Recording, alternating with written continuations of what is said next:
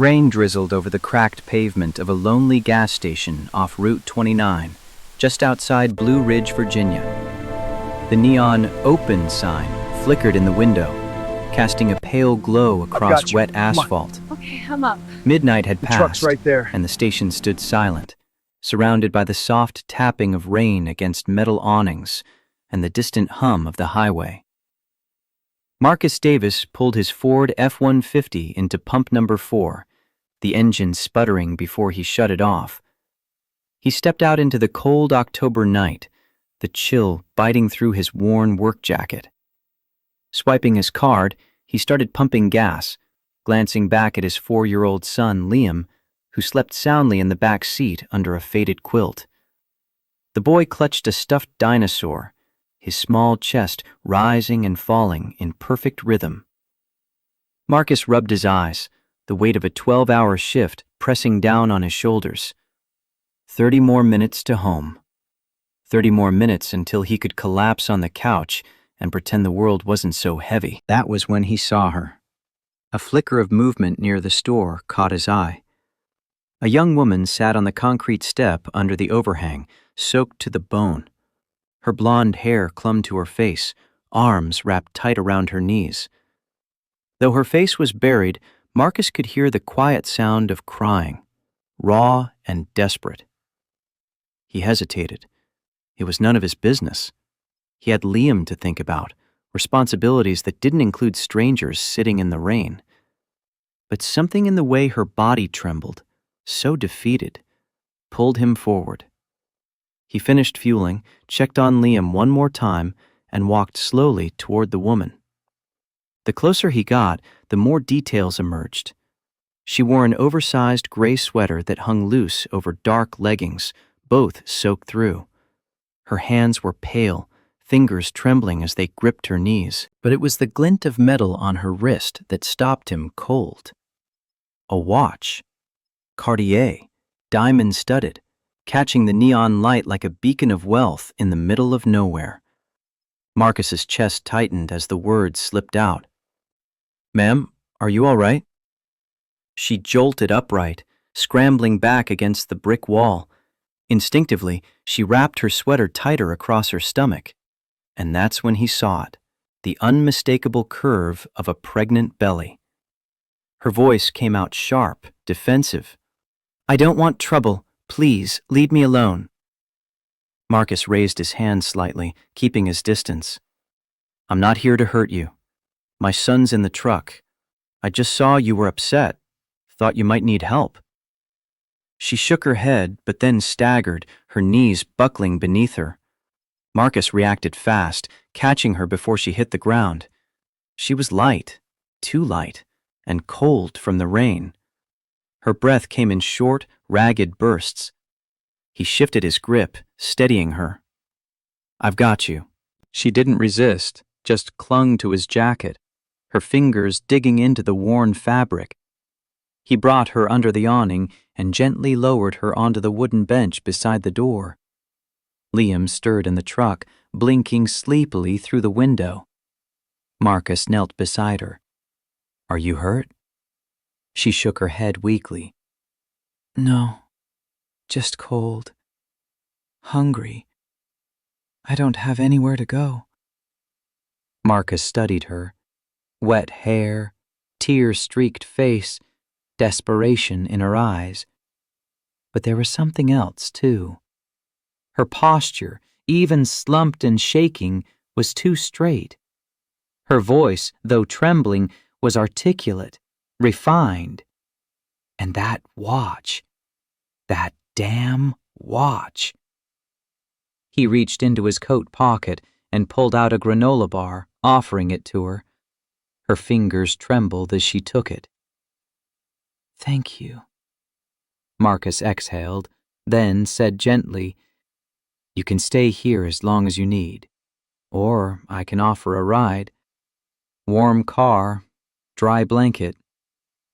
She looked up at him then. Her red eyes met his, filled with fear and a flicker of hope. "Why would you help me?"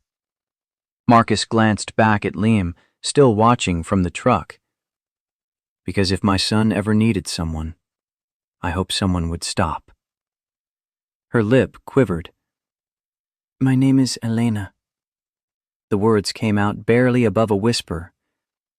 And I don't know where else to go. Marcus nodded slowly. All right, Elena. Let's figure it out together. And under the flickering gas station light, a tired father and a pregnant stranger stepped into the unknown together. But as Marcus helped her to the truck, Elena whispered something that made his blood run cold. They'll find me. They always do. I can't go back.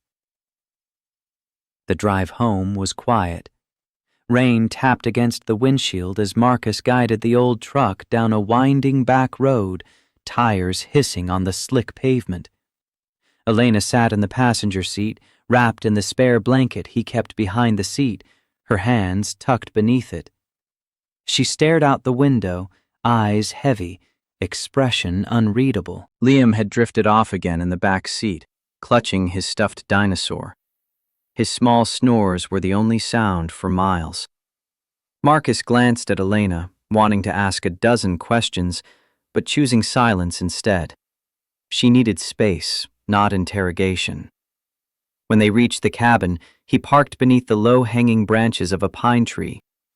The house was small, just 2 bedrooms, a worn kitchen, and a leaky roof, but it was warm and dry. Marcus had inherited it from his grandfather, William Davis, a carpenter who'd built the place with his own hands back in the 60s after the West Virginia coal mines shut down. Marcus held the door open. Come on. Elena stepped inside slowly, her eyes scanning the modest space. She paused, as if trying to remember how to feel safe. Marcus placed Liam on the couch, draping a quilt over him before turning back to her. He gestured down the hall. You can take the guest room. There's fresh sheets in the closet, I think.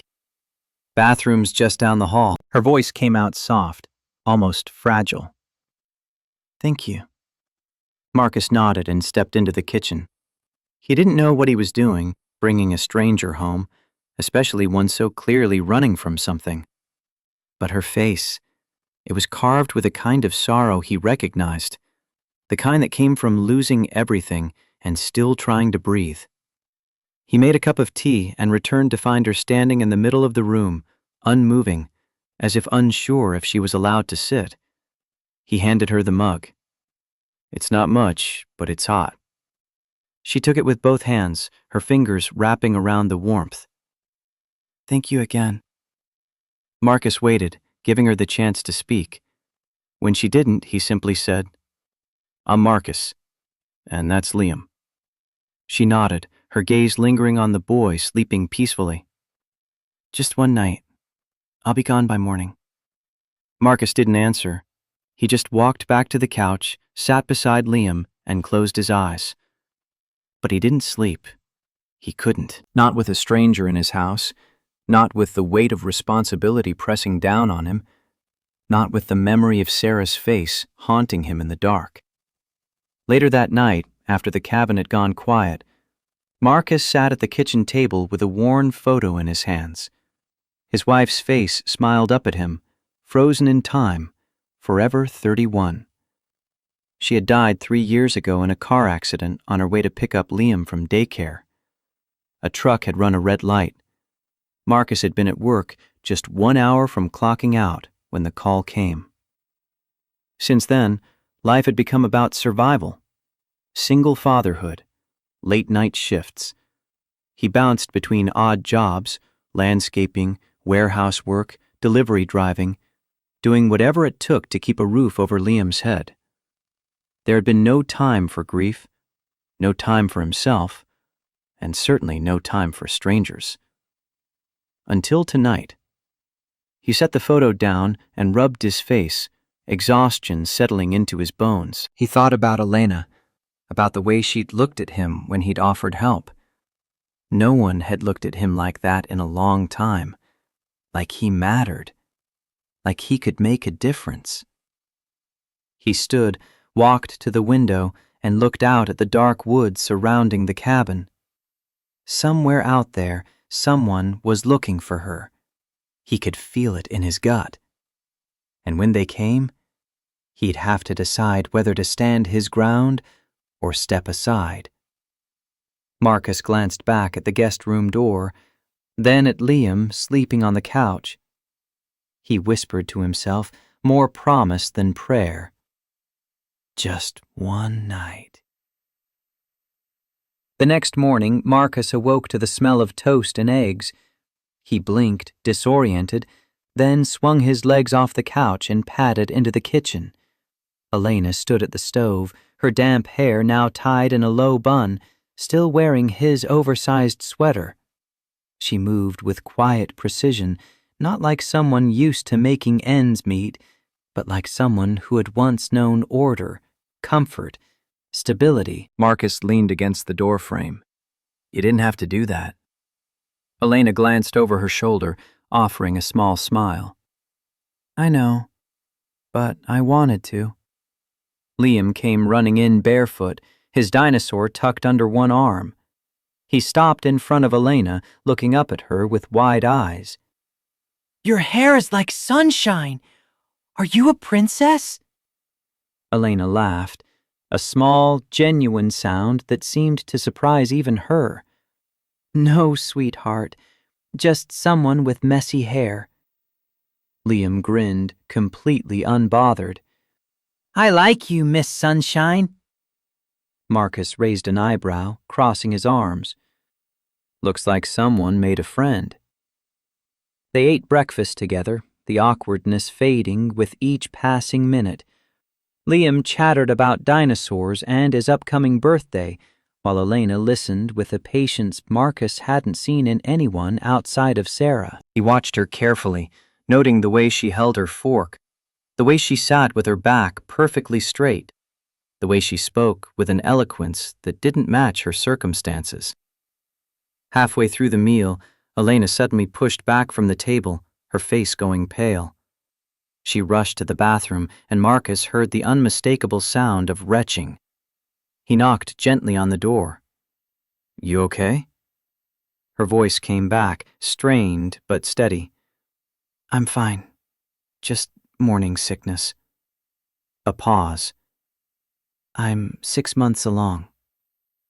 Marcus felt his chest tighten. 6 months.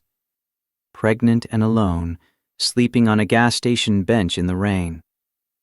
He didn't press further, just waited until she emerged, her face still pale but composed. He handed her a glass of water. 6 months? She nodded, taking a small sip. Yes. Marcus wanted to ask where the father was, why she was running, what had brought her to that gas station in the middle of nowhere. But he held back. Instead, he just said, You're safe here. For as long as you need. Elena's eyes filled with tears, but she blinked them away. Thank you. Over the next few days, Elena became part of their quiet rhythm. She read to Liam during the afternoons, her voice soft and patient as she brought dinosaurs and caterpillars to life. She folded laundry without being asked, swept floors with a meticulousness that spoke of someone who needed to feel useful. And in the evenings, she would stand silently on the porch, staring out at the woods like she was listening to something far away. Marcus noticed things. Her voice, polished, soft-spoken, articulate. Her manners, precise, calm, practiced. Her eyes, full of loss, but with flickers of something else. Guilt, fear, it was hard to say. She did not speak of where she came from or who she had been, but Marcus sensed the weight she carried, heavy and carefully hidden. She was not just a lost girl. There was something more. He just didn't know what. Not yet. On the third day, Marcus came home to find Elena in the kitchen, chopping vegetables with a focus that seemed almost meditative. Liam sat at the table, coloring a picture of a T-Rex. Marcus set down his toolbox. Good morning. Sleep well? Elena looked up, exhaustion still lingering in her eyes. I did, thank you. They fell into conversation easily now, the initial awkwardness replaced by something softer. Marcus told her about his work, the frustrations of dealing with broken HVAC units and clients who wanted miracles on a budget. Elena listened, asking questions that showed genuine interest, not polite deflection. One afternoon, as Marcus was fixing a leaky faucet in the kitchen, Elena stood beside him, handing him tools as he needed them. He explained the problem, pointing to the worn washer and corroded O-ring. See this? Needs a 3/4-inch replacement. Simple fix if you catch it early. Elena leaned in, studying the mechanism. You make it look easy. Marcus wiped his hands on a rag. Learned from my grandfather. He built this cabin. Elena's hand reached out, her fingers brushing against the wooden wall. It has history. Real history. Marcus nodded. My grandfather William came here from West Virginia back in the 60s. Coal mines were closing. He was a carpenter, needed work. Built this cabin with his own 2 hands, every beam, every nail. Taught me that a man's hands are worth more than any diploma. Elena's gaze softened. He sounds like he was a good man. Marcus's throat tightened. Best man I ever knew. That evening, as the sun set and painted the sky in shades of orange and pink, Marcus and Elena sat on the porch while Liam played in the yard. The air was cool, the first hints of autumn settling in. Marcus broke the silence. You don't talk much about yourself. Elena's fingers tightened around her mug. I'm not ready yet. Marcus respected that. That's okay. But Elena, if you're running from something dangerous, I need to know. For Liam's sake. Elena turned to him, her expression earnest. It's not dangerous. Just complicated. She paused, her voice dropping. I promise I'll tell you soon. Marcus nodded, accepting her answer for now. But the questions lingered, gnawing at the edges of his mind. On the 5th evening, Elena volunteered to cook dinner. She rummaged through the kitchen drawers, looking for inspiration, and found a recipe card tucked in the back. Sarah's handwriting, faded but legible. The recipe was for tomato basil soup, one of Sarah's favorites. Elena hesitated, her fingers tracing the words. Then she decided she would make it. When Marcus came home an hour later, the smell of the soup filled the cabin, rich and comforting. He froze in the doorway, his heart clenching. That smell. Elena turned, worry flickering across her face. I found a recipe. Hope you don't mind I used... Marcus stepped into the kitchen, his eyes glistening. My wife made this soup. Sarah. Elena's face fell. I'm so sorry. I didn't know. Marcus shook his head, his voice thick. No, it's good. I haven't smelled it in 3 years. They ate in silence, both lost in their own memories. Liam, oblivious to the weight of the moment, slurped his soup happily. This is yummy. Miss Sunshine, you cook like Mommy. Marcus's hand stilled on his spoon. Elena's eyes filled with tears, and she looked away, blinking rapidly. After Liam was in bed, Marcus and Elena sat at the kitchen table, the silence between them heavy but not uncomfortable. Marcus spoke first, his voice rough. Sarah died 3 years ago. Car accident. She was picking up Liam from daycare. A truck ran a red light. He paused, struggling with the words. Some days, I forget what her voice sounded like. Then I feel guilty for forgetting. Elena reached across the table, her hand covering his. I'm so sorry, Marcus. Marcus looked down at their joined hands. What about you? You said you were alone. Elena's voice trembled. I lost my mother when I was 16. Cancer. She paused, tears slipping down her cheeks. She used to make me soup when I was sad. Said soup heals what's broken. Marcus's chest ached. That's beautiful. Elena wiped her eyes. Your soup today, it tasted like hers, like home. They sat and shared grief, the connection between them deepening in ways neither could name. And for the first time in 3 years, Marcus felt something other than the cold emptiness that had taken root in his chest. Elena whispered, her voice barely audible. My mother told me, someday you'll meet someone who sees you, not your last name. I thought she was wrong. She looked up at him, her eyes searching his. Maybe she wasn't. Marcus didn't know what to say to that, so he just squeezed her hand and stayed. The next afternoon, Marcus was at work, 30 feet up on the roof of an apartment complex, troubleshooting an air conditioning unit that had been short-cycling for days. The compressor was overheating, and he suspected a refrigerant leak in the evaporator coil. He hooked up the manifold gauge, checking the pressure readings while sweat dripped down his back despite the October chill. Tom Sullivan, his co-worker and closest friend, worked beside him, a burly man in his mid-40s with a graying beard and a perpetual grin. Tom set down his wrench and wiped his hands on a rag. Hey man, you seem distracted. Everything okay? Marcus glanced over, then returned his focus to the gauge. Yeah, just got a house guest. Tom's grin widened. A lady house guest? Marcus sighed. It's not like that. She needed help. Pregnant, alone, found her at a gas station. Tom's expression shifted, concern creeping in. Marcus, you can't save every stray that crosses your path. Marcus bristled, his jaw tightening. She's not a stray. Tom raised his hands in surrender. I didn't mean it like that. He softened. You got a good heart, brother. I know that. Just be careful, yeah?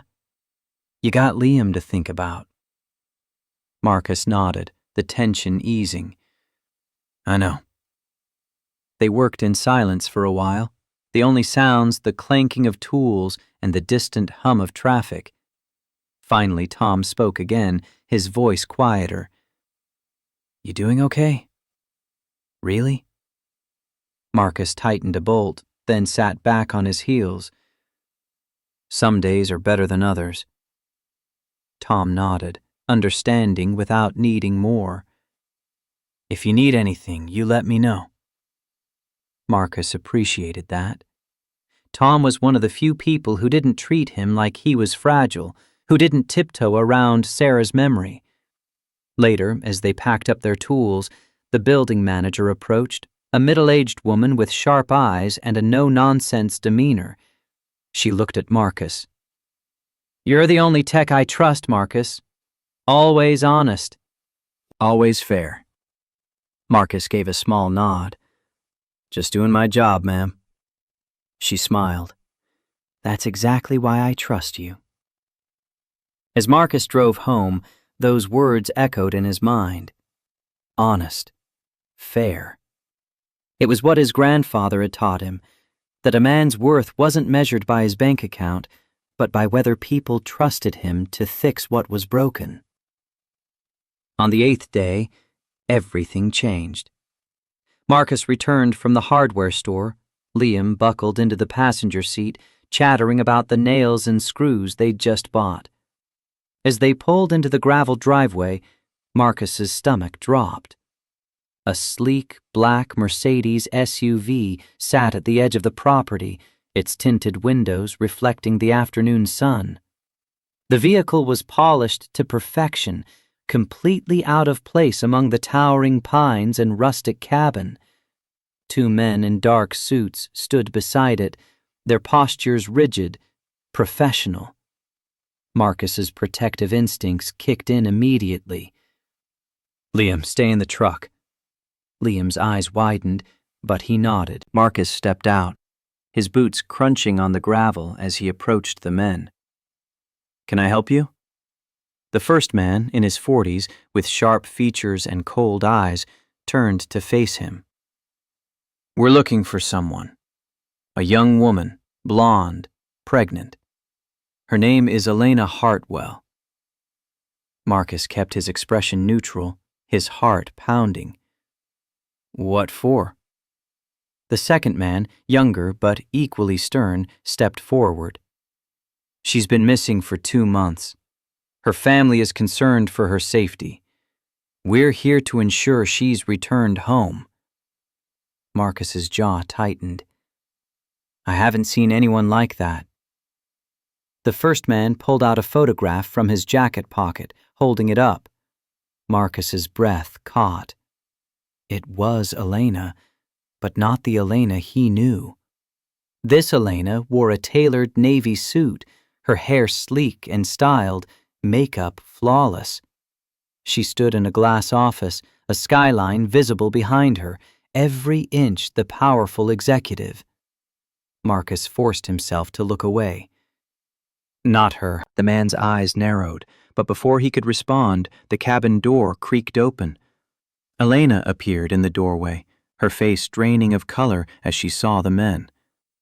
The first man's expression shifted, something like triumph flickering across his features. "Miss Hartwell." Elena took a step back, her voice trembling. "Marcus, don't let them take me. Please." The man's tone softened, though it was clearly calculated. "Miss Hartwell, your father is worried sick. We're here to bring you home safely." Elena's hands balled into fists. "I'm not going back." Marcus moved between Elena and the men, his stance firm. "The lady said no. You need to leave, now." The second man's hand twitched toward his jacket, and Marcus tensed, but the man only pulled out a business card. "Sir, you don't understand the situation," Marcus cut him off. "I understand she doesn't want to go with you. That's all that matters. This is private property." The first man studied Marcus for a long moment, then placed the business card on the porch railing. "When you're ready to come home, Miss Hartwell, your father will be waiting." Without another word, the men returned to the SUV. The engine purred to life, and they drove away slowly, deliberately, the threat hanging in the air long after they disappeared down the road. Marcus watched until the vehicle was out of sight, then turned to Elena. She stood in the doorway, trembling, her arms wrapped around herself. He gestured toward the cabin. "Inside. Now." Liam was still in the truck, his eyes wide with confusion. Marcus walked over, forcing a reassuring smile. "It's okay, buddy. Just some people looking for directions." Liam didn't look convinced, but he nodded. Inside, Marcus closed the door to Liam's room, then faced Elena in the kitchen. His voice was controlled, but the anger simmered beneath. "I think you owe me the truth now. All of it." Elena took a shaky breath, her hands trembling as she gripped the back of a chair. "I wasn't lying about my name, but I left out everything else." Marcus waited, his arms crossed. Elena's voice cracked as she began. "My full name is Elena Margaret Hartwell. I'm the CEO of Hartwell & Associates. We develop commercial real estate, luxury hotels, $800 million in annual revenue." She looked at him, her eyes pleading. "I took over last year when my father had a stroke. I was 28. Marcus felt the ground shift beneath him. "You're a CEO?" Elena nodded. "I've been one since I was 28. My whole life has been controlled. what I wore, who I dated, what I said in interviews. Even when I became CEO, it was on my father's terms. I was never free. Marcus leaned against the counter, processing. And you were sleeping on a gas station bench. Elena's voice broke. My whole life was about image, perfection. 6 months ago, I met Garrett Blackwood. He's the son of James Blackwood, our biggest partner. Everyone said it was the perfect match, the merger of two dynasties. She touched her belly, her expression hardening. But Garrett was cheating. For months. With his assistant, with others. When I found out, I was 3 months pregnant. Marcus's fists clenched at his sides. Elena continued, tears streaming down her face. I confronted him, and you know what he said? This isn't about love, Elena. It's about the bottom line. You knew that. She wiped her eyes angrily. I told my father I wanted to leave him, and my father said, a scandal will destroy everything we've built. You'll marry him anyway. The baby legitimizes the union. Marcus felt his chest tighten with rage. Your father told you to marry a man who betrayed you? Elena nodded, her voice barely a whisper. He said I owed it to the company, that my mother would have understood. She looked up at Marcus, her eyes red and swollen. So I ran. The night before our engagement announcement press conference, I took nothing. Just left. Marcus stared at her, trying to reconcile the broken woman in front of him with a polished executive in the photograph. You walked away from $800 million to sleep on a bench? Elena's voice was fierce, despite the tears. I walked away from a life where I was a chess piece, not a person. I wanted my baby to know what real love feels like, not transactions disguised as family. Silence filled the kitchen, heavy and suffocating. Marcus finally spoke, his voice low. Those men, they work for your father? Elena nodded. Private security. When I disappeared, the company's stock dropped. Investors panicked. My father hired them to find me. Marcus ran a hand through his hair. Will they come back? Elena's voice trembled. Eventually. Probably with lawyers. My father doesn't lose, Marcus. He'll find a way to force me back. Marcus looked at her, really looked at her. Beneath the polish and the poise was a woman who had lost everything to find herself. And in that moment, he made a decision. He walked over and took her hands in his. Here's what's going to happen. You're staying. As long as you need. Elena's eyes widened. Marcus, you don't understand what you're risking. My father will come after you. He'll make your life hell. Marcus's voice was firm. I understand that if you were my daughter, I wouldn't force you to marry someone who hurt you. I'd protect you. That's what real family does. Elena broke down, sobbing into her hands. Marcus pulled her into his arms, holding her as she cried. And as he stood there, feeling the weight of her grief against his chest, he knew there was no going back. He'd made a promise, and he intended to keep it. When Elena finally pulled away, her voice was small. Why are you doing this for me? Marcus looked at her, his gaze steady. Because 3 years ago, I needed someone to catch me when I fell. No one did. I won't let that happen to you. Elena's breath hitched, and she nodded, unable to speak.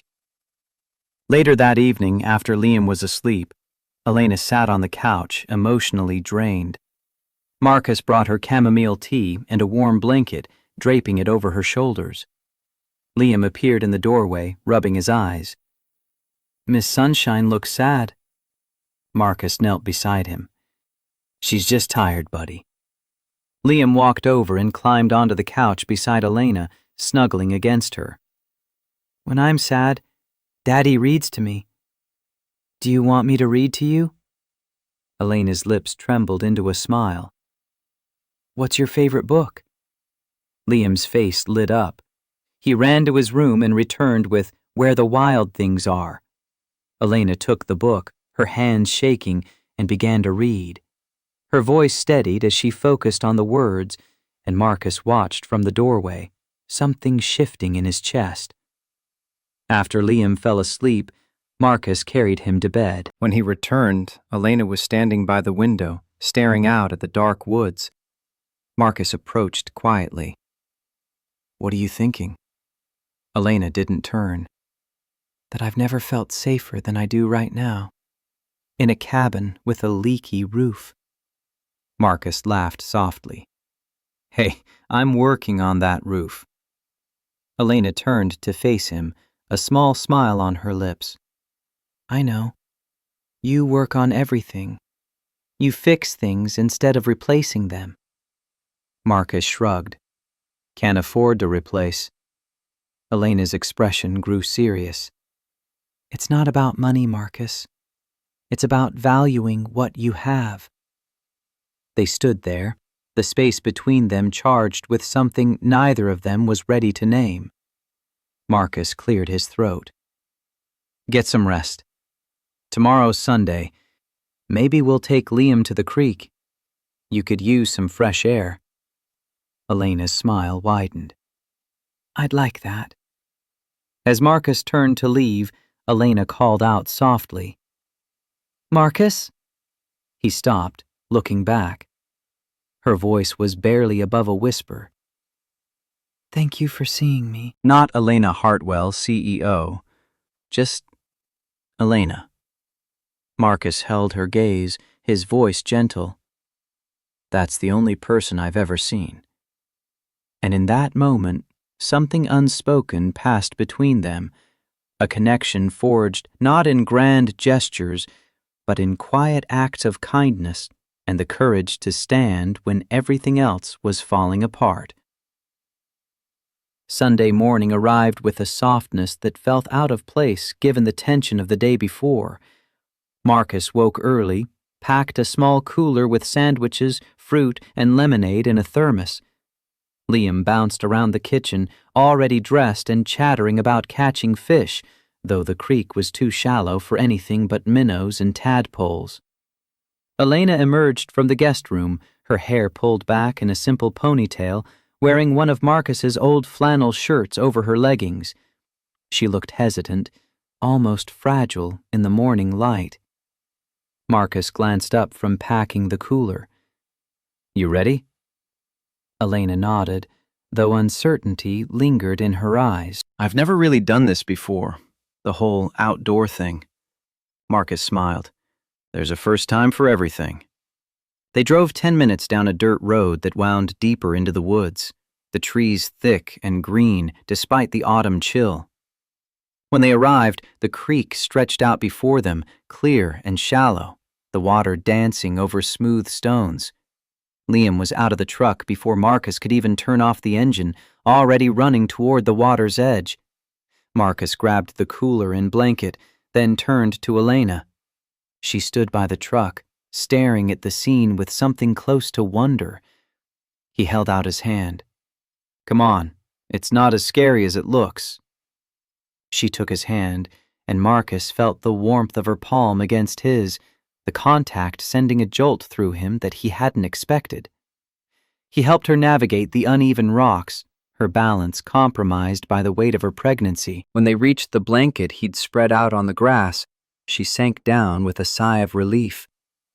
Liam waded into the shallow water, his laughter bright and unrestrained.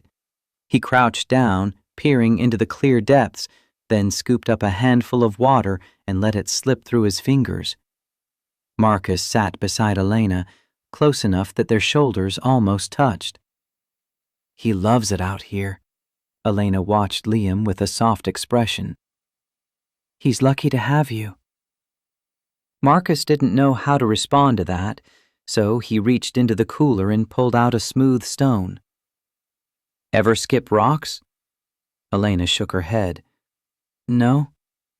Marcus stood, offering his hand again. Let me teach you. They walked to the water's edge, and Marcus demonstrated the motion, the way to hold the stone flat, the angle of the wrist, the flick of the arm. Elena tried, and the stone plunked into the water without a single skip. She laughed, a genuine sound that made Marcus's chest ache. He stepped closer, his hand covering hers, guiding the motion. Like this, see? Low angle, quick release. She tried again, and this time the stone skipped once before sinking. Elena's face lit up with triumph, and Marcus found himself grinning. Liam splashed over, holding a small tadpole cupped in his hands. Look, I caught one! Elena knelt down, her expression pure delight. Oh, he's perfect! Liam beamed, then carefully released the tadpole back into the water, watching it dart away. They ate lunch on the blanket, the simple food tasting better in the open air. Elena lay back, her eyes on the sky, and Marcus found himself doing the same. The clouds drifted lazily overhead, and for a moment, the world felt still. Elena's voice was quiet, almost reverent. I forgot the world could be this quiet. Marcus turned his head to look at her. This is my favorite spot. Brought Sarah here once. She said it was our secret place. Elena's expression shifted, something guarded creeping in. Do you think she'd mind? Me being here? Marcus considered the question, his chest tightening. Sarah would have liked you. She always helped people in need. He paused. I mean that in the best way. Elena laughed softly. I know. As the afternoon faded, they packed up and headed back to the truck. Liam fell asleep in the back seat, exhausted from the day. Marcus glanced at Elena, her profile soft in the fading light. His voice came out low, almost hesitant. You're good for us, Elena. You know that? She turned to him, her eyes searching his. You're good for me, too. And in that moment, something shifted between them, something neither was ready to name, but both could feel. 2 days later, the roof finally gave out. It had been raining heavily all afternoon, the kind of relentless downpour that turned the gravel driveway into a muddy mess. Marcus had placed buckets around the living room, each one catching a steady drip from the ceiling. The sound was maddening, a constant reminder of everything he couldn't afford to fix. He climbed the ladder with a flashlight, inspecting the damage. The shingles were shot, the underlayment rotting away. He climbed back down, frustration etched into every line of his face. Elena stood at the base of the ladder, holding it steady. How bad is it? Marcus wiped the rain from his face. Bad. Shingles are gone. Underlayment's rotting. I'd need $800, maybe $1,000 just for materials. Elena's brow furrowed. How long until it gets dangerous? Marcus looked up at the sagging ceiling. Few weeks, maybe, before the snow comes. That night, Marcus lay awake, listening to the drip of water into the buckets. He hated this. The constant struggle, the feeling of barely keeping his head above water. He wanted to give Liam more, wanted to be more. But the reality was he was a paycheck away from disaster, and there was no safety net. The next morning, while Marcus was at work, Elena disappeared for 3 hours. She returned before he got home, saying nothing, her expression carefully neutral. 2 days later, a construction truck pulled into the driveway. Marcus was in the yard raking leaves when the crew chief approached, clipboard in hand. The man's voice was professional, businesslike. We're here for the roof repair, paid in full. Marcus's stomach dropped. I didn't order this. The crew chief handed him a receipt. Order placed by Elena Hartwell. Premium materials, full replacement. She paid cash up front. Marcus felt the anger rise, hot and fast. There's been a mistake. The crew chief frowned. She paid cash, sir. That's unusual these days. You sure you want to turn this down? Marcus's jaw tightened. I'm sure. After a long back and forth, the crew chief finally left, shaking his head in confusion. Marcus stormed into the cabin, his hands trembling with barely controlled rage. Elena was in the kitchen, chopping vegetables for dinner. She looked up, startled by the force of the door slamming. Marcus's voice came out low, dangerous. What the hell were you thinking? Elena set down the knife, confusion flickering across her face. The roof was... Marcus cut her off. I didn't ask for your help. Elena's expression shifted, defensive. Marcus, I just wanted... His voice rose. What? To fix the poor man's broken house? To throw money at the problem like it's nothing? Elena's eyes flashed. That's not what this was. Marcus slammed his hand on the counter. Then what was it? Charity? You feel guilty living here, so you thought you'd buy your way out of it? Elena's voice rose to match his. It was a roof! Your son sleeps under that roof! Marcus stepped closer, his voice trembling. My son. My roof. My problem.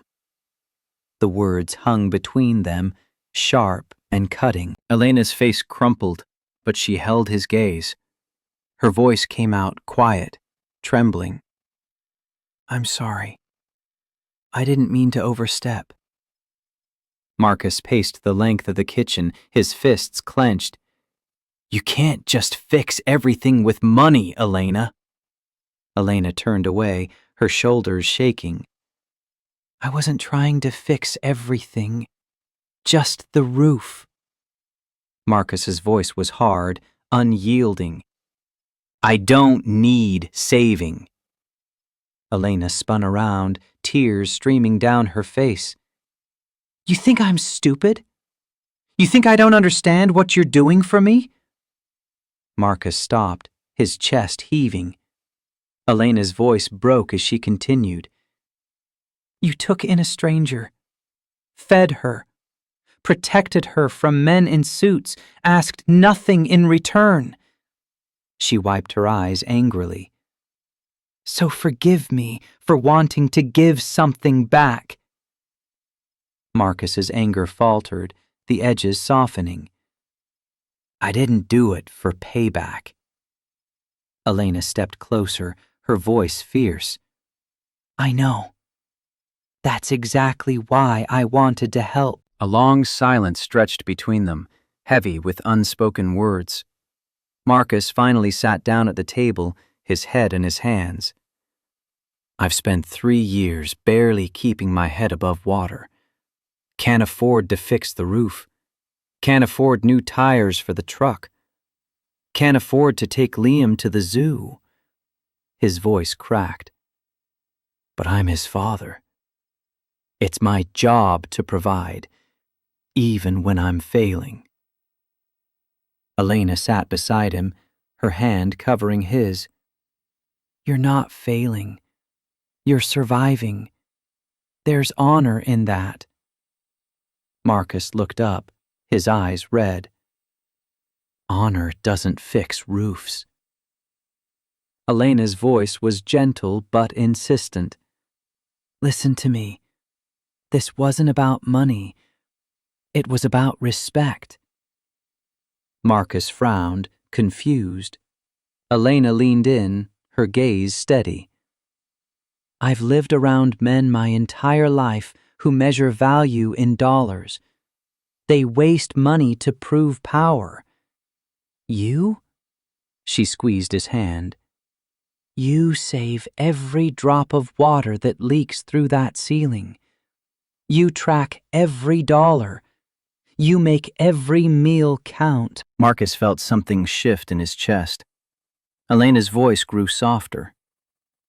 You're the richest man I've ever met, Marcus Davis. Not in money, in integrity.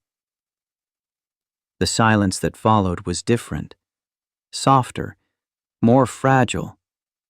Marcus stood, walking to the window. He looked out at the truck where the crew chief had left the paperwork. The crew already bought materials with your money. Elena's voice was careful. I know. Marcus's shoulders sagged. Feels wasteful to turn them away now. Elena allowed herself a small smile. Practical thinking. Marcus turned to face her. But I'm paying you back. Every cent. Might take years, but I will. Elena stood, crossing the room to stand before him. Deal. They shook hands, but neither let go. The contact lingered, charged with something neither was ready to acknowledge. Marcus's thumb brushed against her knuckles, and Elena's breath hitched. He pulled her into a hug, his arms wrapping around her, and Elena melted into him, her face pressed against his chest. They stood like that for a long moment. The anger dissolved, replaced by something deeper.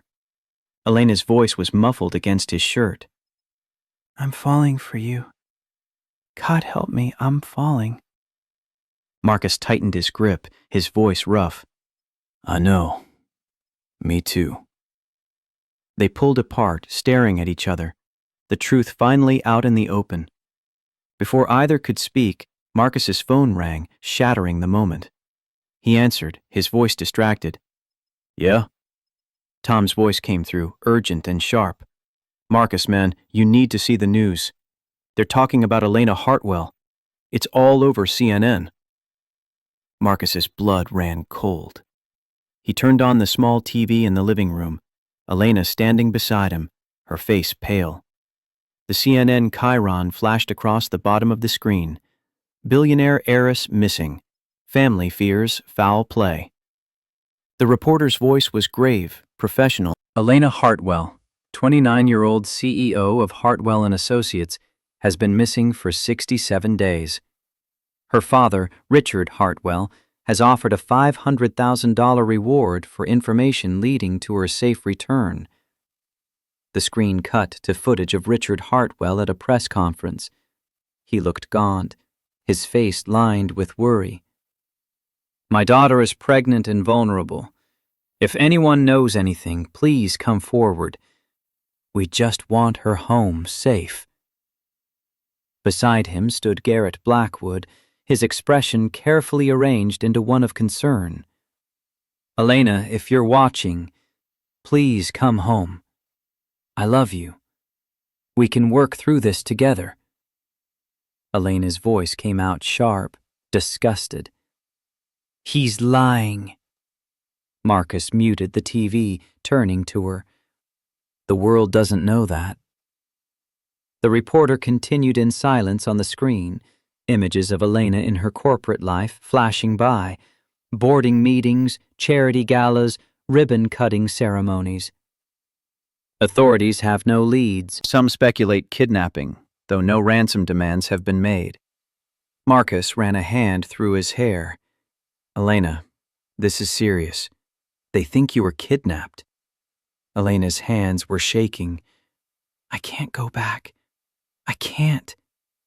Marcus gripped her shoulders, forcing her to look at him.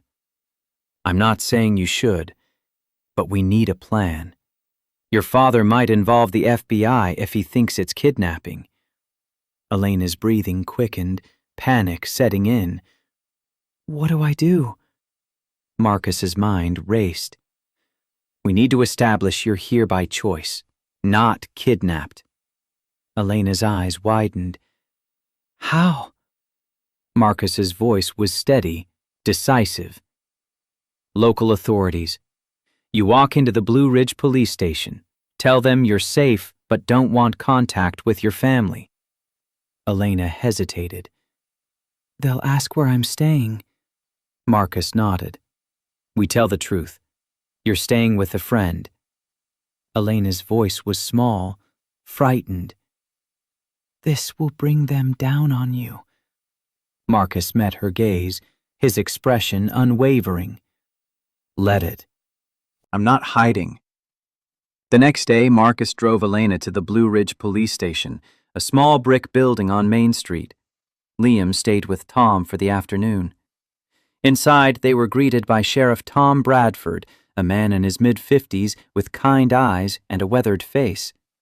He recognized Elena immediately. His voice was careful, professional. Miss Hartwell, your family has been very worried. Elena stood tall, her voice firm despite the tremor beneath.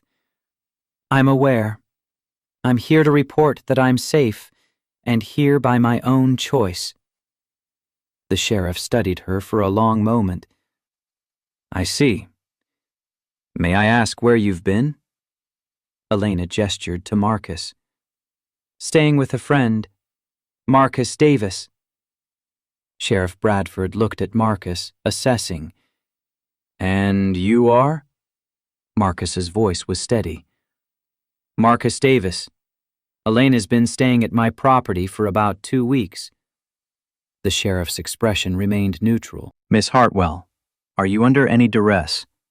Is anyone forcing you to stay away from your family? Elena's voice was strong, clear. No. I left of my own free will, and I'm staying away by choice. Sheriff Bradford nodded slowly. Can you tell me why? Elena's jaw tightened. Personal reasons. Family conflict. But I'm not in danger. The sheriff leaned back in his chair. I need to notify your family that you're safe. Elena's hands clenched. I understand, but I don't want them to know my location. Sheriff Bradford's expression softened slightly. I can report you're safe without disclosing where you are. But Miss Hartwell, you're an adult. If your family files for a wellness check or conservatorship, Elena's voice shot up, alarmed. On what grounds? The sheriff spread his hands. You're pregnant. You left a high-stress position suddenly. They could argue you're not in sound mind. Marcus's voice was sharp, angry. That's bullshit. Sheriff Bradford held up a hand. I'm not saying it's valid. I'm saying it's possible. Elena's face had gone pale. What do I do? The sheriff's voice was gentle. Get a lawyer. Document that you're of sound mind. Maybe get a doctor to confirm you and the baby are healthy. Marcus nodded. We can do that. Sheriff Bradford stood, extending his hand. Good. I'll call your father today. Let him know you're safe. Expect pushback. Elena shook his hand. Thank you, Sheriff. As they left the station, Elena's legs were shaking. Marcus guided her to the truck, his hand steady on her back. That afternoon, they drove to the Blue Ridge Medical Clinic, a small practice on the edge of town. Dr. Rebecca Thompson, the OBGYN, was a woman in her late 30s with red hair and a warm smile. She examined Elena thoroughly, her hands gentle but thorough. Baby's healthy. You're measuring right on track for 27 weeks. Elena's relief was palpable. Thank God. Dr. Thompson's expression grew more serious. But you're underweight. Have you been eating regularly? Elena's cheeks flushed. Not before I got here. I am now. Dr. Thompson glanced at Marcus, a knowing smile playing at her lips. Just a friend? Marcus's voice was firm. Yes. Dr. Thompson's smile widened slightly. I see. She turned back to Elena, writing something on her notepad. I'll write a letter confirming your mental and physical health. If your family pushes for conservatorship, this will help. Elena's eyes filled with gratitude. Thank you. Dr. Thompson handed her the letter. Off the record, I admire your courage. This is a small town. Word travels fast about the Hartwell heiress hiding out here. But you're doing the right thing." Elena wiped her eyes. "I hope so." As they left the clinic, Marcus felt the weight of what they'd set in motion. The wheels were turning now, and there was no going back. Over the next 2 weeks, life settled into a fragile routine. Marcus went to work, came home to find Elena reading to Liam or preparing simple meals. The chemistry between them grew, unspoken but undeniable. Their hands would brush when passing dishes, their eyes would linger a moment too long across the table. One evening, as they sat on the porch watching the sunset, Marcus almost said the words, "I love you." But he held back, fear tightening around his heart. Then, one morning in early November, Marcus woke to find Elena's room empty. The bed was made, the few belongings she had brought, gone. On the kitchen table sat a single piece of paper, her handwriting neat and precise. "Marcus, I can't keep putting you and Liam in danger. My father won't stop. The longer I stay, the worse it gets for you. Thank you for everything. You gave me something I didn't know existed. A home, a family, hope. I love you. I'm sorry. Elena." Marcus's hands trembled as he read the note again, the words blurring. He called her phone. Disconnected. He drove to the sheriff's office. No one had seen her. She was gone. The days that followed were the hardest Marcus had faced since Sarah's death. He went through the motions, work, caring for Liam, cooking meals, but he was hollow inside. Liam asked every day, his small voice breaking Marcus's heart. "When is Miss Sunshine coming back?" Marcus had no answer. November bled into December. Christmas approached, and Marcus forced himself to go through the traditions, the tree, the lights, the stockings. Liam made an ornament for Elena, a painted star with her name on it, and hung it on the tree. Marcus stood in the living room, staring at it, his chest tight with grief. Tom tried to help, his voice gruff but kind. "She's gone, man. You gotta move on." Marcus nodded, but the words felt impossible. "I know. I just can't yet." New Year's Eve came, and Marcus put Liam to bed early. He sat alone in the living room, a glass of whiskey in his hand, and toasted to Sarah's memory. Then, his voice barely a whisper, he spoke to the empty room. "Elena, wherever you are, I hope you found peace." On January 15th, Marcus returned from work to find an envelope in the mailbox. No return address, just his name in familiar handwriting. Inside was a newspaper clipping, the headline stark. "Elena Hartwell steps down as CEO, citing personal health reasons. Company reorganization underway." Beneath the clipping, a handwritten note. "I had to burn it all down to rebuild. Thank you for showing me how." Marcus stared at the note for a long time, hope flickering in his chest for the first time in months. The note stayed pinned to the refrigerator with a magnet, a constant reminder that Elena was out there somewhere, alive and making choices. Marcus read it every morning as he made coffee, the words both a comfort and a wound that wouldn't heal. January turned into a blur of work and survival. The cabin felt emptier than it had even in those first months after Sarah's death. Liam's questions grew less frequent, but no less painful. At night, Marcus stood on the porch with his coffee, watching the road as if sheer will could make her headlights appear through the trees. Then, on a gray afternoon in late January, she came back. Marcus was outside chopping firewood, his breath visible in the cold air. The rhythmic thunk of the axe against wood had become meditative, a way to silence the thoughts that wouldn't stop circling. He was mid-swing when he heard footsteps on the gravel. He turned, axe still raised, and froze. Elena walked up the driveway, her belly now unmistakably round beneath a warm brown coat. Her hair was braided over one shoulder, her cheeks pink from the cold. She stopped a few feet away, her hands clasped in front of her. Her voice was soft, tentative. "Hi." Marcus lowered the axe, his heart hammering. "Hi." The silence stretched between them, heavy with everything unsaid. Marcus set the axe down, his hands shaking. "You came back." Elena nodded. "I did." Marcus took a step forward, then stopped himself. "Why?" Elena's eyes glistened. "Because I couldn't stay away anymore. Because I love you. Because I'm free." Marcus's voice came out rough, disbelieving. "Free?" Elena moved closer, her voice steady despite the tremor beneath. "I signed over everything. The company, the shares, the board position. All of it." Marcus felt the ground shift.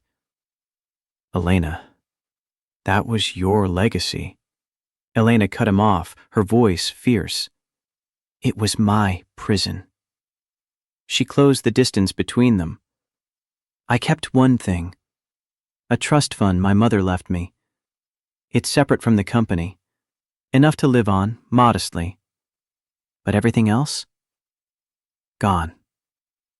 Marcus couldn't process it.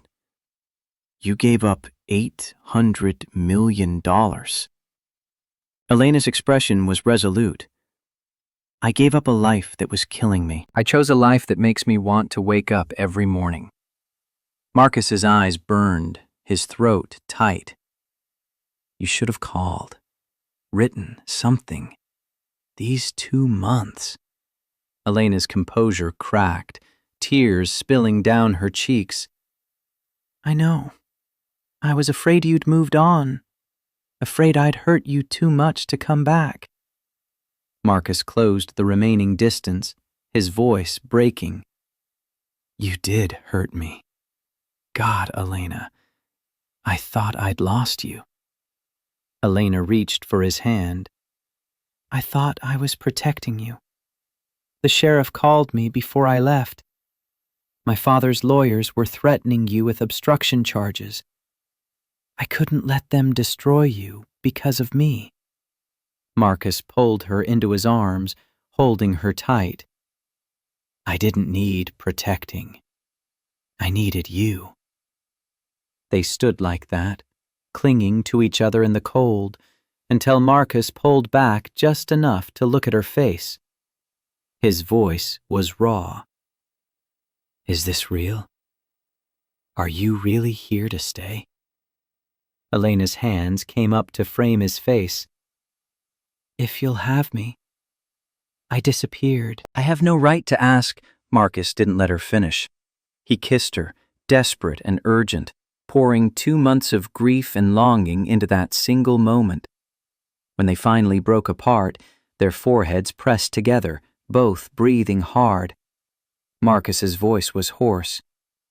"Don't ever leave like that again." Elena's tears continued to fall. "Never. I promise." The sound of the front door bursting open shattered the moment.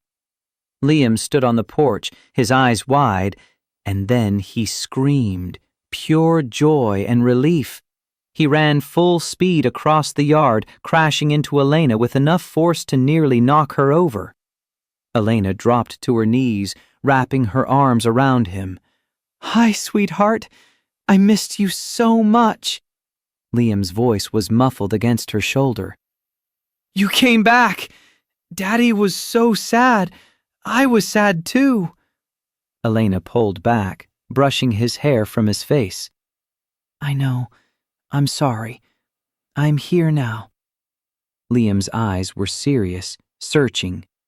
"Forever?" Elena looked up at Marcus, the question clear in her gaze. Marcus knelt beside them, his hand covering hers. Forever. The three of them huddled together in the snow, and for the first time in months, Marcus felt whole. Inside, Marcus made hot chocolate while Elena sat at the table, Liam refusing to leave her side. She explained everything: the negotiations with the board, the lawyers, the deliberate dismantling of the life she'd been born into. Marcus listened, his hands wrapped around his mug. "What about your father, Garrett?" Elena's jaw tightened.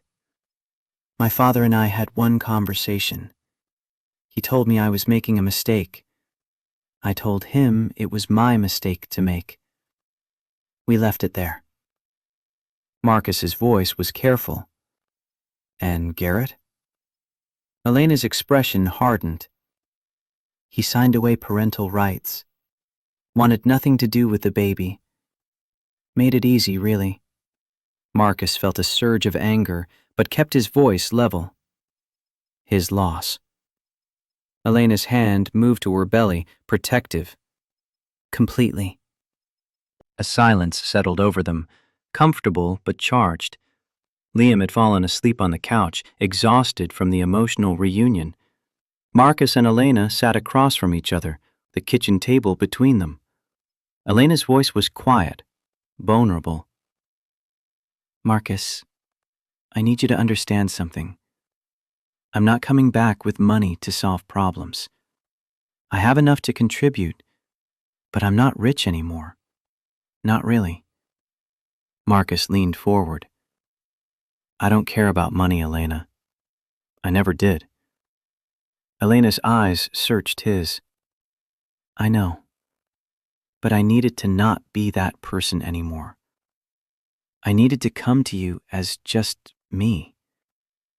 Marcus reached across the table, taking her hand. "That's all I ever wanted." The weight of the moment pressed down on them, and Marcus felt something shift into place. He stood, his heart pounding, and walked to the bedroom. When he returned, he held a small wooden box, worn smooth with age. He opened it, revealing a simple silver ring, slightly tarnished, but beautiful in its simplicity. "This was my grandmother's. My grandfather gave it to her when they had nothing. It's not worth anything, not in dollars." Elena's breath caught. Marcus got down on one knee, his voice steady despite the emotion threatening to overwhelm him. "Elena Margaret Hartwell, will you marry me? Not for your name, not for money, just for us. For this kitchen, this life, this family we're building." Elena's hands flew to her mouth, tears streaming freely. "Yes. God, yes. 1,000 times yes." Marcus slipped the ring onto her finger, and it fit perfectly, as if it had been waiting for her all along. He stood, pulling her into his arms, and kissed her again, slower this time, savoring the promise of what came next. Liam stirred on the couch, his sleepy voice cutting through. "Does this mean Miss Sunshine is my new mommy?" They both laughed, the sound bright and full of hope. Elena knelt beside the couch. "If you want me to be." Liam's face split into a grin. "Yes! I have a mommy again!" He threw his arms around both of them, and Marcus felt his chest swell with an emotion so big it threatened to break him open. As they held each other, Elena whispered against Marcus's chest, "I was born into wealth, but you made me rich." Marcus's voice was rough. "We'll build something better. Together. Something real." Planning a wedding on $800 was an exercise in creativity and humility. Marcus insisted on paying, his pride still tender from the roof incident. Elena agreed, though she quietly contributed by making decorations, paper lanterns folded with meticulous care, wildflower arrangements gathered from the woods. Liam took his role as best man with the seriousness of a 4-year-old given tremendous responsibility. He practiced walking in a straight line, carrying the small velvet pouch that would hold the rings, and announced to anyone who would listen that he was the most important person in the wedding. The guest list was small, 15 people, Tom and a few neighbors, Dr. Rebecca Thompson, Sheriff Bradford, and Elena's Aunt Claire, who drove all the way from Oregon when she got the handwritten invitation. Claire arrived 2 days before the wedding, a woman in her late 50s with the same blonde hair as Elena, though streaked with gray. She pulled Elena into a fierce hug the moment she stepped out of her car. Her voice was thick with emotion. "Look at you. You're glowing." Elena laughed, though tears weren't far behind. "I'm 9 months pregnant and living in a cabin. I don't think glowing is the word." Claire pulled back, her hands on Elena's shoulders. "Your mother would be so proud of you." Elena's face crumpled, and Claire held her while she cried. That evening, Claire sat with Marcus on the porch while Elena rested inside. Claire studied him with sharp, assessing eyes. Her voice was direct, no nonsense. "You love her." Marcus met her gaze steadily. "More than anything." Claire nodded, satisfied. "Good, because she's been through hell. If you hurt her—" Marcus cut her off gently. "I won't. I promise you that." Claire's expression softened. "I believe you. And for what it's worth, thank you for seeing what the rest of us couldn't, that she was drowning." Marcus's throat tightened. "She saved herself. I just gave her a place to land." Claire smiled, and Marcus saw Elena in the curve of her lips. That's exactly what she needed. The wedding day arrived with unseasonably warm weather from mid-February. The backyard, though small, had been transformed. Marcus and Tom had set up folding chairs borrowed from the church, arranged in neat rows on either side of a grassy aisle. The wooden arch Marcus had built stood at the end, draped with wildflowers and ivy that Elena and Claire had woven together the night before. Paper lanterns hung from the trees, swaying gently in the breeze. A small speaker connected to Marcus's phone played soft acoustic guitar music. Guests began to arrive. Tom showed up in a suit that was slightly too small, tugging at the collar uncomfortably.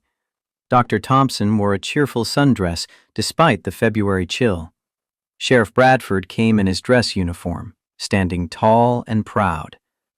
Neighbors filed in, people Marcus had known for years, their faces warm and welcoming.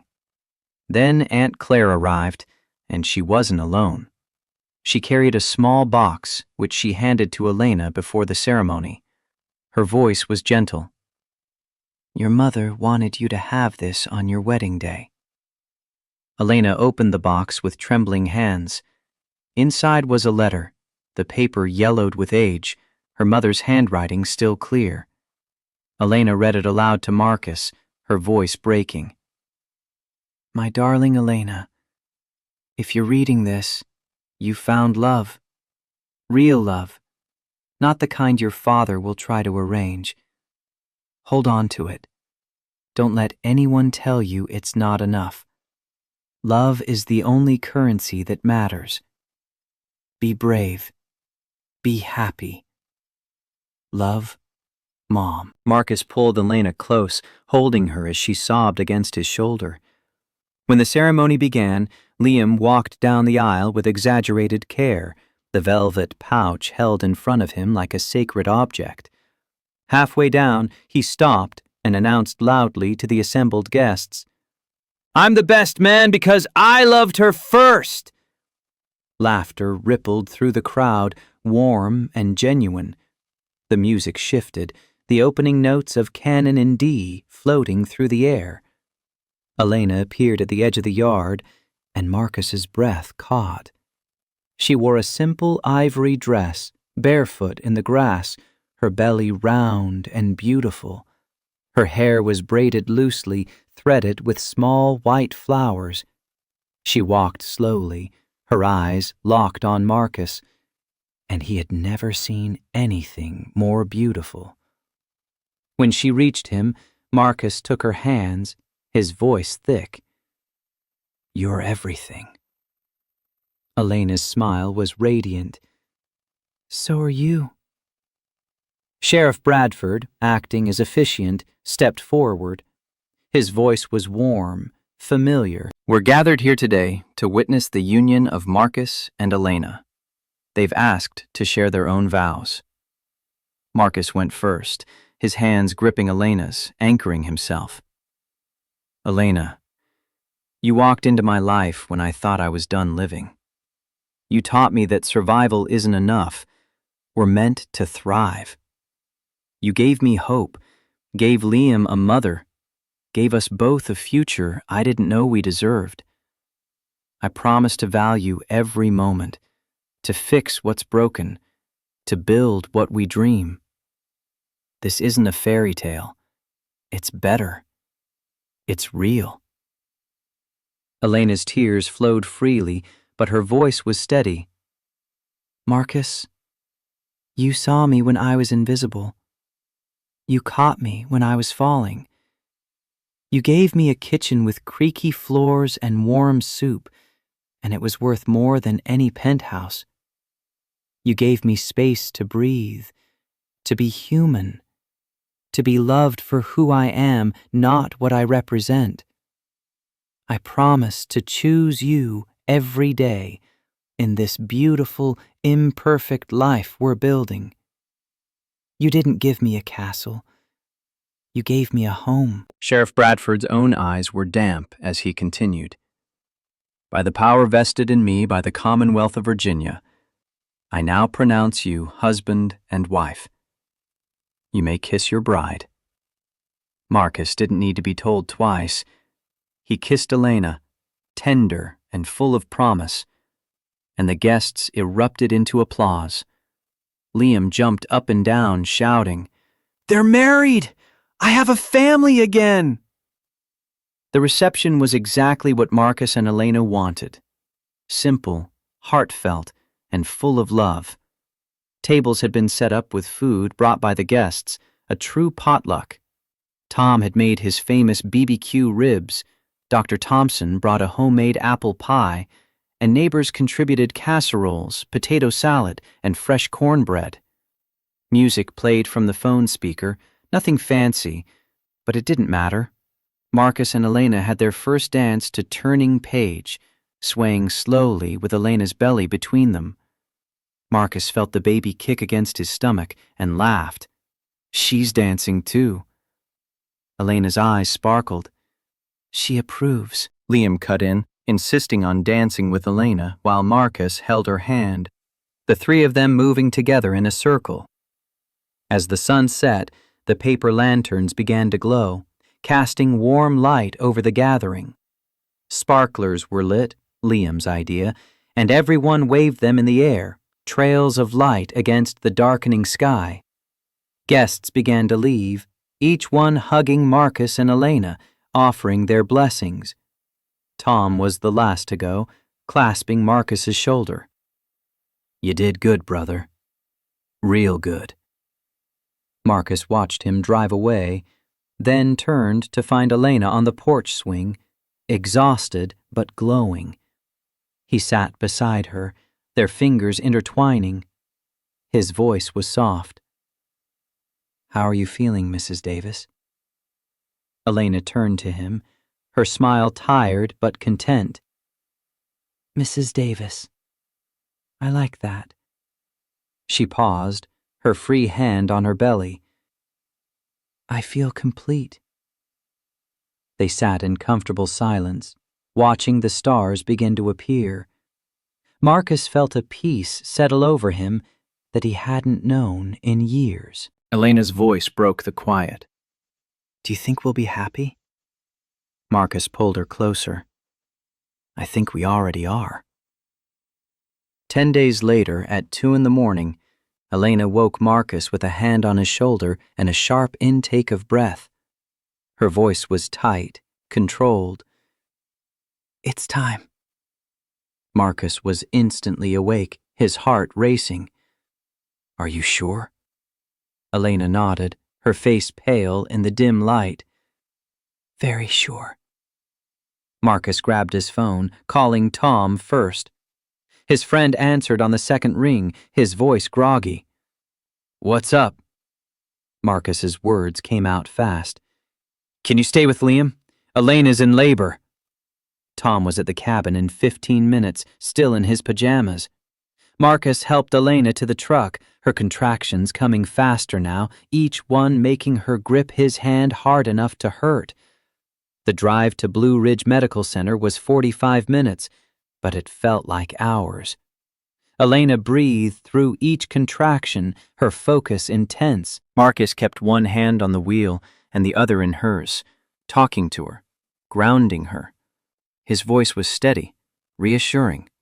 You're doing great. We're almost there. Elena's voice came out strained. What if something goes wrong? Marcus squeezed her hand.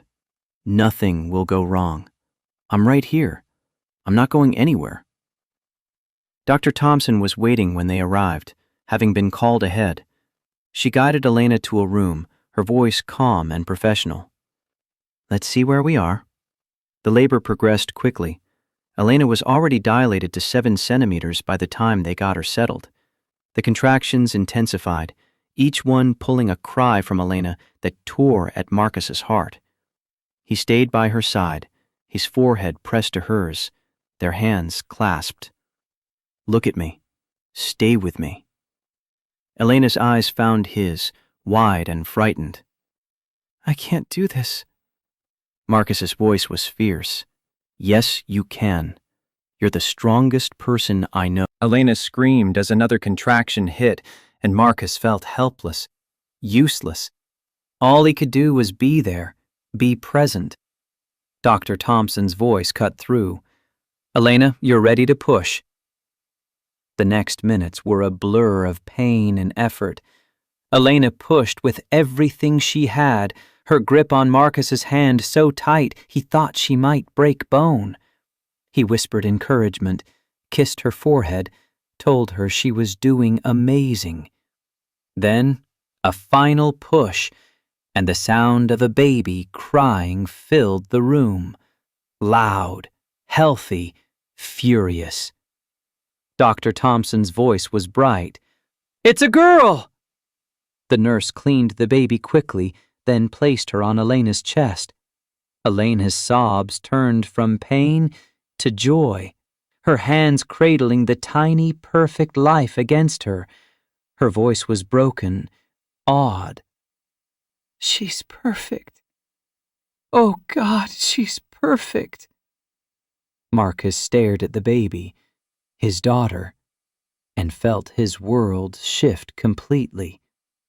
Her eyes were closed, her face scrunched, but she was the most beautiful thing he'd ever seen. His voice came out choked. She has your nose. Elena laughed through her tears. She has your eyes.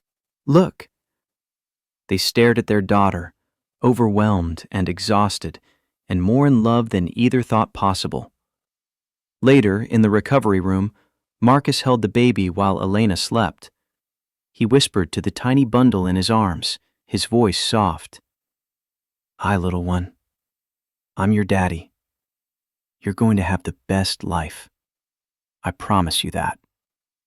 The baby's hand curled around his finger, and Marcus felt his heart crack wide open. When Elena woke, her eyes found his immediately. What should we name her? Marcus looked down at the baby, then back at Elena. I was thinking Grace, for the grace we've been given. Elena's smile was radiant. Grace Elise Davis. Elise was my mother's middle name.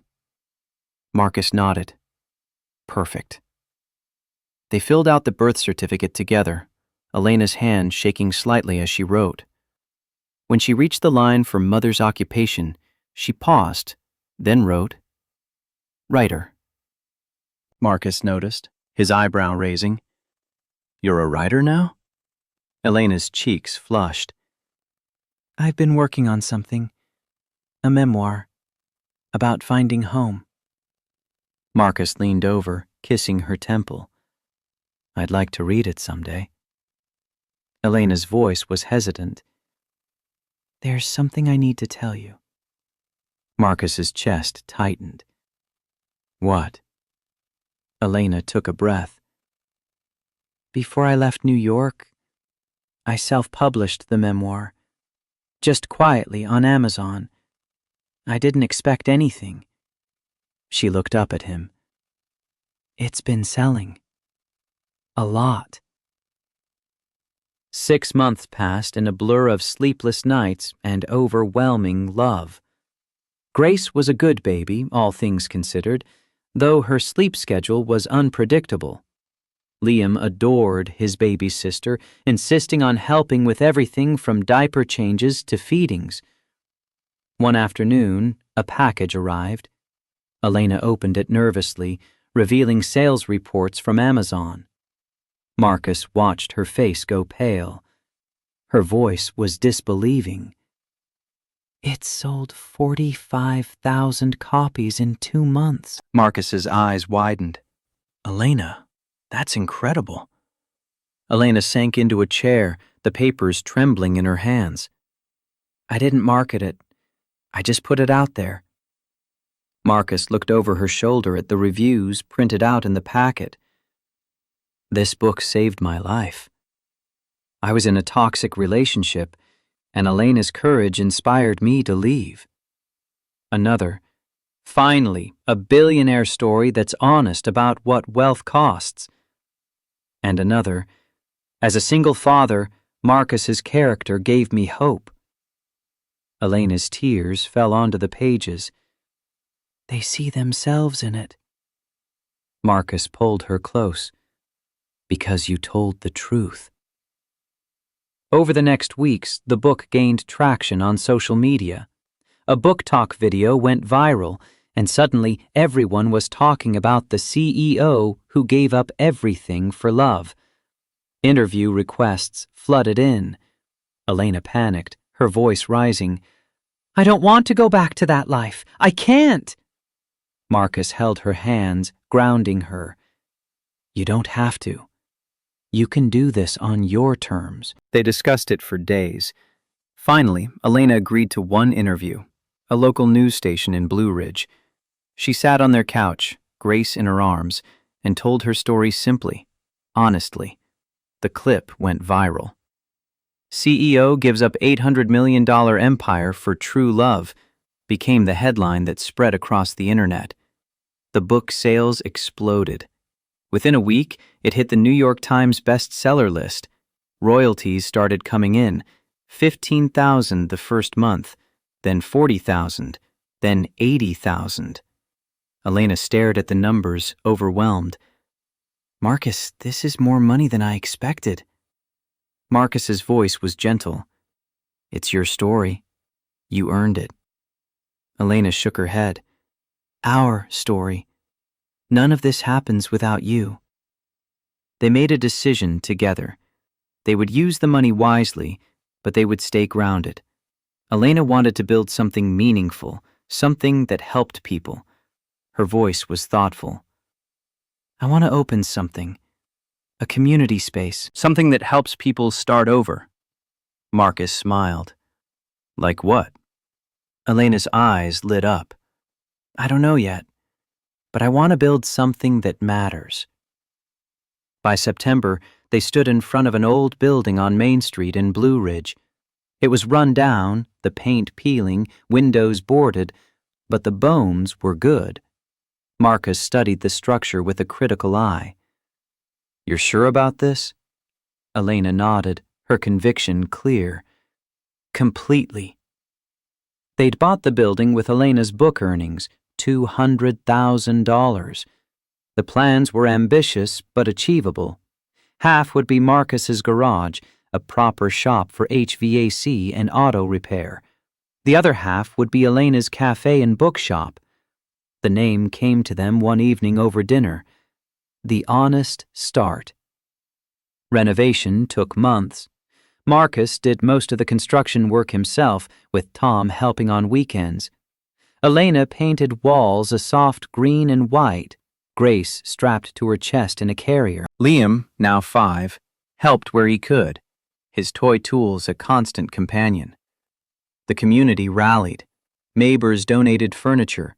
Local artists contributed paintings for the walls. It became a project that belonged to everyone. The cafe side took shape with cozy chairs, bookshelves stocked with Elena's memoir, and carefully chosen titles about resilience, recovery, and second chances.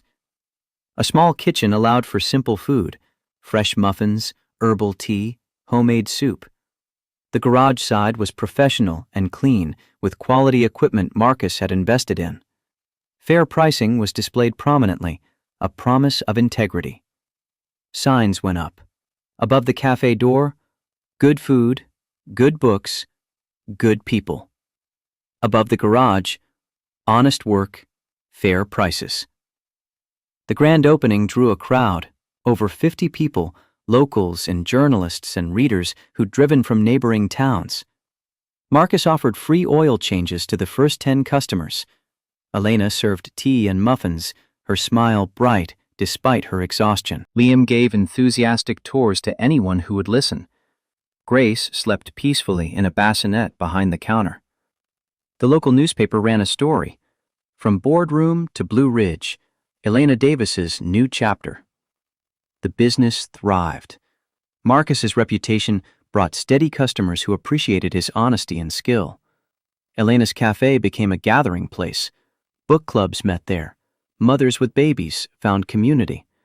Retirees spent afternoons reading and talking. Elena wrote her second book at a corner table during slow hours, Grace napping nearby. One evening after closing, Marcus and Elena counted the day's receipts. The profits were modest, but sustainable. Marcus looked around the space they'd built. We did it. Elena leaned against him. We really did. They stood together, surveying their work. Marcus broke the silence. You know what the best part is? Elena looked up at him. What? Marcus's voice was warm. It's ours. We built it together. Elena kissed him. That's exactly the best part. The bell above the cafe door chimed on a gray November afternoon. Elena looked up from wiping tables, Grace playing quietly in a corner. Her breath caught. Richard Hartwell stood in the doorway. He'd aged dramatically. His hair was completely gray now, his face gaunt, shoulders slightly stooped. But his eyes? They were softer than Elena remembered. The hardness replaced by something that looked like regret. Elena's voice came out flat. Dad. Richard's hands twisted the hat he held. Hello, Elena. The silence stretched, awkward and heavy. Richard's gaze swept the cafe, taking in the simple furnishings, the books, the warmth. So this is where you've been. Elena's defenses went up immediately. What do you want? Richard's voice was quiet. To see my daughter. To meet my granddaughter. Elena's eyes narrowed. You had lawyers threaten Marcus. You tried to force me back. Richard flinched. I know. I was wrong. Elena's laugh was bitter. What? Richard moved to a table, sitting without invitation. I read your book. Elena remained standing, her body tense. Richard's voice cracked slightly. You wrote about your mother, about the soup she used to make. He wiped his eyes. I'd forgotten how she'd make you laugh, how she'd comfort you. Elena sat slowly, across from him, caution in every movement. Richard continued, his composure crumbling. After you left, The company nearly collapsed. Stock dropped 30%. The board considered a takeover. Elena's voice was careful. Did it collapse? Richard shook his head. No. We restructured. Brought in new leadership. It's stable now. He paused, his gaze meeting hers. But I realized something. I'd built an empire and lost my daughter. Elena felt tears prick her eyes, but held them back. Richard's voice dropped to a whisper. Your mother would have been furious with me. She always said, don't make Elena choose between happiness and duty. He wiped his face. I made you choose. Elena's throat tightened. You did. Richard leaned forward. Why now? Why come here after a year? Richard's next words hit like a physical blow. Because I'm dying. Elena's hand flew to her mouth. What? Richard's expression was resigned.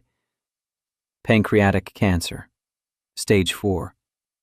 The doctors give me 6 months. Maybe less. Elena felt the world tilt. Dad. Richard held up a hand. I don't expect forgiveness I don't deserve. I just wanted to see you happy. To know I didn't destroy that completely. The door to the garage opened, and Marcus stepped through, wiping grease from his hands. He saw Richard and stopped, his body tensing protectively. Elena's voice was shaky. Marcus, this is my father. Dad, this is my husband, Marcus. Richard stood, extending his hand. Mr. Davis. Marcus studied him for a long moment, then shook his hand, his grip firm. Mr. Hartwell. Richard's voice was sincere. Thank you for taking care of my daughter when I wouldn't. Marcus's jaw tightened. I didn't do it for you. Richard nodded. I know. That's why I'm grateful. The tension in the room was suffocating. Elena stood, her voice trembling. Dad, I need time to process this. Richard inclined his head. Of course. I'm staying at the inn on Maple Street. If you'd like to talk, or if you'd let me meet Grace. He trailed off, hopeful. Elena's voice was small. I don't know. Richard moved toward the door, then paused. Elena? Your mother would be so proud of who you've become. I am too, even if I never showed it properly. He left, the bell chiming softly behind him. Elena collapsed into Marcus's arms, sobbing. Marcus held her, his hands stroking her hair. His voice was gentle. What do you want to do? Elena pulled back, her face wet. I don't know. He's dying. He's my father. But I'm so angry. Marcus brushed a tear from her cheek. You don't have to decide now. Elena looked up at him. What would you do? Marcus considered carefully. I'd ask myself if I could live with regret. When he's gone, will you wish you'd tried? Elena processed his words, then nodded slowly. The next day she called the inn. Come for dinner tomorrow. 6 o'clock.